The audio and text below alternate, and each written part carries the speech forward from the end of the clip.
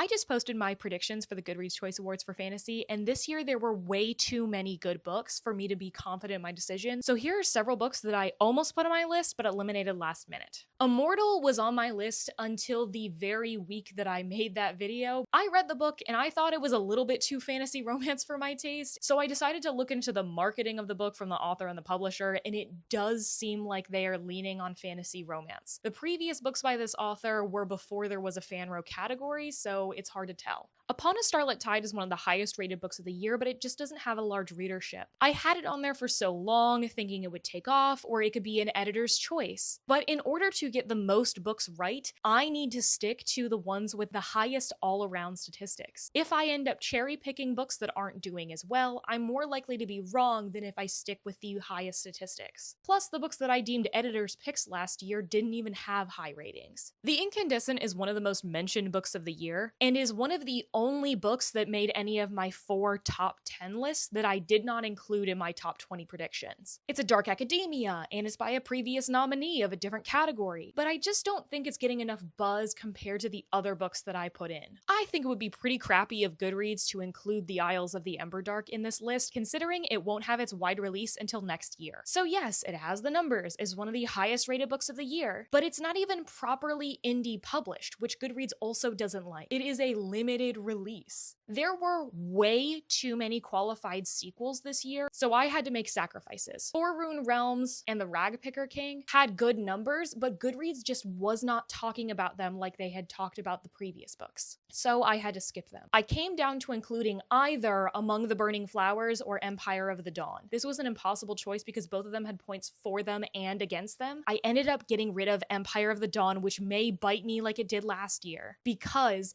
it has been snubbed in the past while Roots of Chaos has not, and that there are 2 other unreleased books that are being released later in the year than it that have several times more shelvings than it does. But let me know, which books are you hoping are going to be on the list this year?